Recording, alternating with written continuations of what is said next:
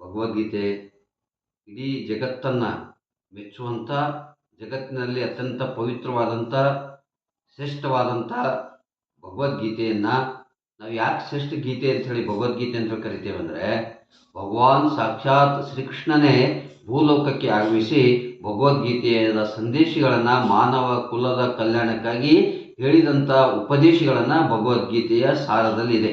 ಹಾಗಾಗಿ ಭಗವದ್ಗೀತೆ ಇಡೀ ಜಗತ್ತಿನಲ್ಲಿ ಶ್ರೇಷ್ಠವಾದಂಥ ಗ್ರಂಥ ಯಾಕೆ ಅನ್ಸ್ಕೊಂಡಿದೆ ಅಂದರೆ, ಪರಮಾತ್ಮನೇ ಹೇಳಿದಂಥ ಮಾತುಗಳು, ಹೇಳಿದಂಥ ಉಪದೇಶಗಳು, ವಾಣಿಗಳನ್ನು ಇಡೀ ಮಾನವ ಕಲ್ಯಾಣವನ್ನು ಬಯಸುತ್ತದೆ. ಇಲ್ಲಿ ಭಗವದ್ಗೀತೆಯ ಮೊದಲನೇ ಅಧ್ಯಾಯದಲ್ಲಿ ಧರ್ಮಕ್ಷೇತ್ರೆ ಕುರುಕ್ಷೇತ್ರೆ ಅನ್ನೋ ಹಾಗೆ ಇಲ್ಲಿ ಏನಾಗ್ತದೆ ಅಂದರೆ, ಸ್ವಂತ ಧೃತರಾಷ್ಟ್ರ ತನ್ನ ಮಕ್ಕಳನ್ನು ನ್ಯಾಯವನ್ನು ಒದಗಿಸಿದೆ.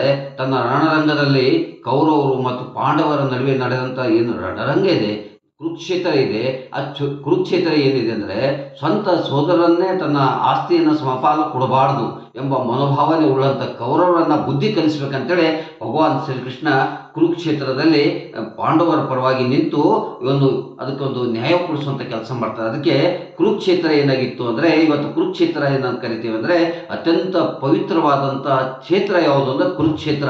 ಯಾಕಂದರೆ ಭಗವಾನ್ ಶ್ರೀಕೃಷ್ಣ ಆ ಕುರುಕ್ಷೇತ್ರದಲ್ಲಿ ನಿಂತು ಭಗವದ್ಗೀತೆ ಅರ್ಜುನಿಗೆ ಉಪದೇಶ ಮಾಡಿದಂಥ ಅತ್ಯಂತ ಪವಿತ್ರವಾದಂಥ ಭೂಮಿ ಯಾವುದು ಅಂದರೆ ಇವತ್ತು ಕುರುಕ್ಷೇತ್ರ ಇದೆ. ಹಾಗಾಗಿ ಇನ್ನೊಂದು ಧರ್ಮಕ್ಷೇತ್ರ, ಕುರುಕ್ಷೇತ್ರ ಅಂದರೆ ಧರ್ಮಕ್ಷೇತ್ರ ಅಂದರೆ ಧರ್ಮದ ರಕ್ಷಣೆಯನ್ನು ಮಾಡೋದು, ಧರ್ಮದ ಕಲ್ಯಾಣವನ್ನು ಮಾಡುವಂಥ ಕ್ಷೇತ್ರನ ಧರ್ಮಕ್ಷೇತ್ರ.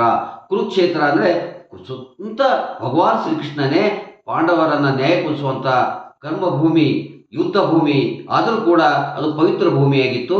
ಯಾಕಾಗಿತ್ತು ಅಂದರೆ ಧರ್ಮಭೂಮಿಯಾಗಿತ್ತು, ಧರ್ಮದ ವಿಜಯದ ಸಂಕೇತ ಭೂಮಿಯಾಗಿತ್ತು. ಹೀಗೆ ಭಗವಾನ್ ಶ್ರೀಕೃಷ್ಣ ಮಹಾಭಾರತದಲ್ಲೆಲ್ಲ ಇಡೀ ಜಗತ್ತನ್ನು ನಮ್ಮ ಮಾನವ ಕಲ್ಯಾಣಕ್ಕೆ ಸಂದೇಶ ಅಂತ ಮಾಡುವಂಥ, ಮುಂದಿನ ಜೀವನದಲ್ಲಿ ಭವಿಷ್ಯದಲ್ಲಿ ಕೂಡ ಇಂದು ಮುಂದು ಎಂದೆಂದಿಗೂ ಭಗವದ್ಗೀತೆಯ ಸಂದೇಶ ನಮಗೆ ದಾರಿದೀಪವಾಗಿದೆ ಅಂತ ಹೇಳುತ್ತೇನೆ. ನಾನು ಪ್ರಗತಿ. ನಮಸ್ಕಾರ.